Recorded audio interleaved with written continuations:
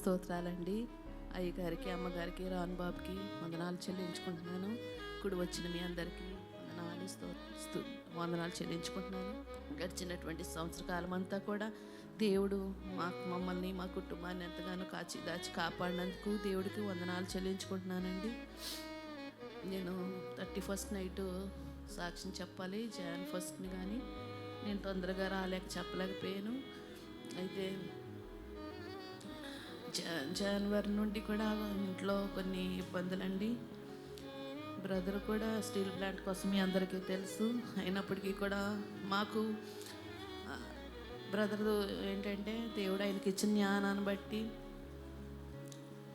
జీవితం తక్కువనే కష్టం మాకు ఎప్పుడు తెలియకుండానే ఆయన మమ్మల్ని చూశారండి. ఇంతవరకు కూడా దేవుడు అటు రీతిగా మమ్మల్ని పోషిస్తున్నారు.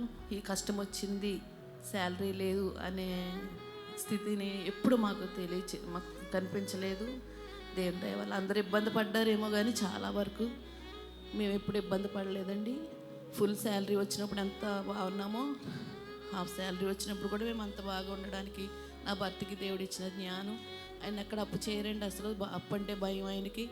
అప్పు చేయరు, లోన్స్ తీసుకోరు. దానివల్ల దేవుని కృప వల్ల ఏదైనప్పటికీ కూడా దేవుడు ఇచ్చిన జ్ఞానమే, అది మాదేమీ కాదు.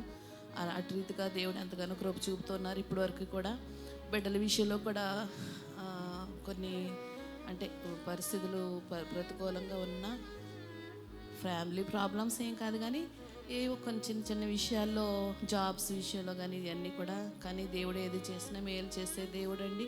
దేవుడు చాలా అద్భుత రీతిగా ప్రతికూలతలైనా సరే నేను ఎప్పుడు ఒకే మాట నేను చెప్పుకుంటాను, నేను ప్రార్థన చేసుకుంటాను. ఏంటంటే ఇరుకులో విషయాలతో కలుగు చేసే దేవుడని. అలాగే నేను శ్రమ వచ్చిందానికి దాని వెనక ఏదో మేలు అవుతుందని, ఆ శ్రమను బట్టి నేను భయపడను కానీ జరగబోయే మేలు కొరకు నేను ఎదురు చూస్తూ ఉంటానండి. దేవుడు అటు రీతిగానే మాకు ఎంతగానో కృప చూపుతూ మమ్మల్ని ఇలా నడిపిస్తూ ఉంటున్నారు. అంతకు మించి మేము స్టీల్ ప్లాంట్లో ఉన్నప్పుడు చర్చికి వెళ్ళేవాళ్ళు. అక్కడ సేవకులు ఉండేవారు కాదు, వారానికి ఒక సేవకులు వచ్చేవారు. అయితే ఆ టైంలో నాకేదో చెడిపోయేదో అంటారు కదండి, అది ఎవరో చేశారు. నాకు ఆ విషయం తెలుస్తుంది, దేవుడు బయలుపరుస్తున్నారు. అయితే నేను ప్రేయర్ చేసుకున్నప్పుడు చాలా ఇబ్బంది పడుతున్నాను, ప్రార్థన చేసుకోవడానికి అవ్వట్లేదు. నేను అనుభవిస్తున్నానండి అది. ఆ టైంలో ఒక సేవకులు ఉన్నప్పుడు వస్తూ ఉంటారు కదండి, జీతానికి పెట్టిన సేవకులు అలా ఉండేవాళ్ళు. అయితే నేను ప్రార్థన చేయండి, నాకు ఎలాంటి పరిస్థితి నాకు బాగాలేదని అంటే సేవకులు ఆయన ఏమన్నారంటే, నేను అమ్మగారు ప్రార్థనలో కనిపెట్టి చేస్తామన్నారు.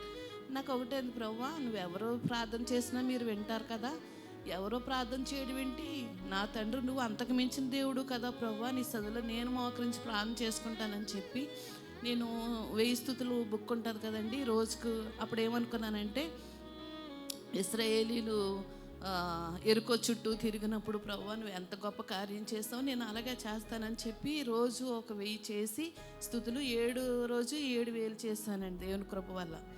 అటు రీతిగా బిడ్డలు ఈయన డ్యూటీకి వెళ్ళిపోగానే మోకరించాడంట, నువ్వు సహాయం చేయ ప్రభువా అని చెప్పేసి ప్రార్థించినప్పుడు అనుకోని రీతిగా దేవుడు నాకు గొప్ప విడుదల ఇచ్చారండి. నేను అనుకున్నాను, సేవకులున్న సంఘంలో ఉంటే మనకెంతో ఆదరణ, తండ్రి లాంటి ధైర్యం మనకు ఉంటుంది, మనకి ఏ కష్టం వచ్చినా ఏదొచ్చినా ఉంటుందని నేను అప్పుడు చాలా ఆశపడ్డాను. కానీ దేవుని కృప వల్ల 2012లో దేవుడు మమ్మల్ని ఇక్కడ నడిపించారండి. ఫస్ట్ నా భర్తే వచ్చారు, బ్రదరు, తర్వాత నేను వచ్చాను.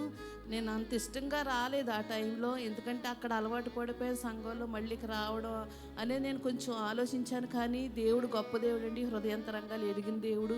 మేము కొన్ని విషయాలను బట్టి ఎంత అయితే సఫర్ అయ్యామో, అది ఇక్కడ లేకుండా ఎంత గొప్ప సంఘాన్ని దేవుడు నాకు ఇచ్చారంటే, నా తల్లిదండ్రులు నాకు ఎంత ప్రేమను చూపిస్తారో అలాంటి మంచి తల్లిదండ్రుల్ని, అంత మంచి సంఘము నా దేవుడు నాకు ఇచ్చారండి. నేను ఎన్ని కోల్పోయామో అవన్నీ కూడా ఇక్కడ దేవుని సన్నిధిలో మేము అనుభవించడానికి గొప్ప కృపనిచ్చారు. అంతకు మించి నేను డాడీని 24th నుండి January నుండి నేను డాడీని ఇంటికి పిలుచుకోవాలి నెలకు ఒకసారి నేను ఆశపడినప్పుడు, డాడీ అప్పుడు చెప్పాను నేను సాక్ష్యం, ఇంటికి వచ్చారండి జనవరిలోనే.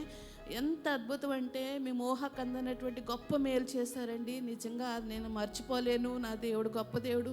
నా తండ్రి గారు అడుగుపెట్టినప్పుడు నా తండ్రి గారితో దేవుడు ఉండి మా కుటుంబంలో ఎన్నో మేలు ఉపకారాలండి. ప్రతి నెల ఒక అద్భుతం, జనవరిలో ఒక అద్భుతం, ఫిబ్రవరిలో ఇంక ఇలా అనమాట. దేవుడు అన్నీ కూడా అన్ని అద్భుతాలు, ఆశ్చర్యకార్యాలు, మంచి కార్యాలు చేశారండి నా దేవుడు. ఎంత గొప్ప తండ్రిని నేను కలిగి ఉన్నానో, నా అంత మంచి దైవ సేవకుని తండ్రిని నేను కలిగి ఉన్నందుకు దేవునికి ఎంతగానో వందనాలు చెల్లించుకుంటున్నాను. జనవరిలో నేను పిలవలే డాడీని ఇంటికి. జనవరి, ఫిబ్రవరి నిజంగా ఆయన ఇంటికి రాలేదు కానండి. ఎంత సమస్యలు వచ్చినాయి అని అంటే చాలా సమస్యలు వచ్చినాయి. అంటే పిల్లలు జాబ్స్ విషయంలో కానీ ఇలాంటి పరిస్థితుల్లో మార్చిలో నేను పీల్చుకున్నానండి. అయితే అంతకుముందు ఒక శోధన ఉండేదన్నమాట. ఆ శోధన విషయంలో చాలా కృంగిపోతున్నాం, నేను పిల్లలను కృంగిపోతున్నప్పుడు ఆశ్చర్యరీతిగా నేను ఎప్పుడైతే డాడీ మార్చి నెలలో మా ఇంటికి వచ్చారో ఆ వచ్చిన వారంలోనేనండి ఇంకా దాని విషయంలో మేము అది చెప్పుకోలేనటువంటి పరిస్థితి అనమాట. ఆ శోధన బ్రదర్కి కూడా తెలియదు. అంత భయంకరమైన శోధన. డాడీ వచ్చారు, అడుగుపెట్టి ప్రార్థన చేశారు, దేవుడు గొప్ప విడుదల ఇచ్చారండి. దేవునామ స్తోత్రం కలుగును గాక. నిజంగా ఆ ఆనందం మాకు తెలుసు, డాడీ గారికి తెలుసు.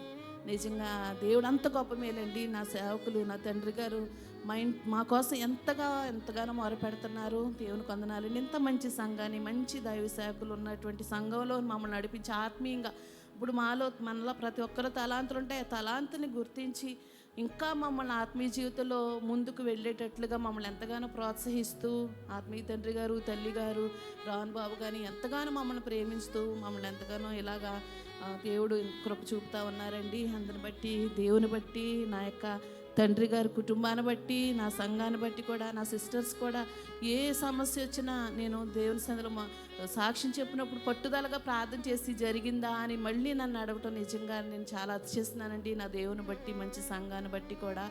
మొన్న మేము ఇల్లు అమ్మాలి అని అనుకున్నాము, సిటీలోకి ఇల్లుంటే ఆ విషయంలో కూడా నేను చాలా నలిగిపోయాను. బ్రదరు చాలా చక్కగా ఉంటారండి, నేనే నలిగిపోతూ ఉంటాను అన్ని విషయాలు అన్నీ తెలిసి కూడా.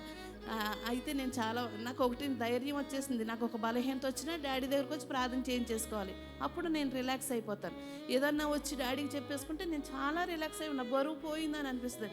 నిజంగా ఇంటికి పిలుచుకోవడం వల్ల ఎలా ఉందంటే అండి, మా అనుబంధం నేను ఫీల్ అయ్యేది, నన్ను కన్న తండ్రితో నేను చెప్పుకుంటే నా కష్టం ఎంత నేను ఫ్రీ అయిపోతాను. అలాంటి అనుబంధం దేవుడు మాకు ఇచ్చారండి. డాడీ, అమ్మ కూడా అలాగే ఉంటారు మాతో. అలాగా ప్రతీది కూడా వచ్చి డాడీకి చెప్పేసుకుంటే ఏం కాదమ్మా అని. ఒకరోజు అయితే చాలా నలిగిపోతున్నాను కొన్ని విషయాల్లో. ఒక ప్రార్థన చేశారు, అమ్మగారిని చేయమంటే డాడీ దగ్గరికి వెళ్ళు అన్నారు. డాడీ దగ్గరికి వెళ్తే ఒకటే చేశారండి, దేవా వీరికంటే ముందుగా నీ దేవదూతను పంపించాను. ఇంకా నాకు పడిపోయిందండి మైండ్లో. చేశారు, దేవుడు కార్యం జరిగింది. నిజంగా ఆ రోజు ఎంత గలిబీలు అవుతుంది అనుకున్నాం, గలిబీలు అవ్వకుండా సామరస్యంగా అన్నీ చక్కగా జరిగి మళ్ళీ మేము తిరిగి క్షేమంగా రావడానికి ఆ పని కూడా అయిపోయింది. దేవుని కృపను బట్టి మా డాడీ ఎంతో ప్రార్థన చేశారు, అమ్మగారు మీరందరూ కూడా ప్రార్థన చేస్తారు. అందరిని బట్టి కృతజ్ఞతలు చెల్లించుకుంటున్నానండి. అలాగనే బ్రదరు సెప్టెంబర్లో రిటైర్డ్ అవుతారు. అన్నీ చక్కగా జరగాలని ప్రార్థన చేయండి. అన్ని విషయాల్లో కూడా ఇంకా మేము ఆత్మీయంగా, ఇది కాదు నాకు చాలా వేదన, ఈ ప్రేయర్స్ వల్ల నేను చాలా బాధపడుతున్నానండి, ఇది కాదు ఆత్మీయ జీవితం, మేము ఇంకా నీ కోసం చేయాలి ప్రభు, బ్రతికినంతకాలం కూడా నీ కోసమే మేము బ్రతకాలి అని నేను చాలా దేవుని సన్నిధిలో అడుగుతున్నాను. మేము ఇంకా ఆత్మీయ జీవితంలో ఉన్నతమైన స్థానంలో ఉండాలండి. ఇవన్నీ కామన్, జరగకపోయినా కానీ ఆత్మీయ జీవితంలో కుటుంబం అంతా ఉన్నతమైన స్థానంలో ఉండాలని మీరందరూ మా కొరకు ప్రార్థన చేయండి. మా కొరకు ప్రార్థించిన దైవ సేవకులకి, అమ్మగారికి, మీ అందరికీ కూడా నా వందనాలు చెల్లించుకుంటూ, ఇంకా మా మూడో పాప మ్యారేజ్ విషయంలో కూడా ప్రార్థన చేయండి. మే నెలలో అనుకుంటున్నాం, మరి దేవుని ఏర్పాటు ఎప్పుడు ఉంటే అప్పుడు జరుగుతుంది. అన్ని విషయాలు కూడా దేవుడు కృప చూపులాగా మీరు అందరూ ప్రార్థన చేయమని ప్రార్థించింది. మీ అందరిని బట్టి కూడా దేవునికి వందనాలు చెల్లించుకుంటూ ఈ చిన్న సాక్ష్యం దేవుడికి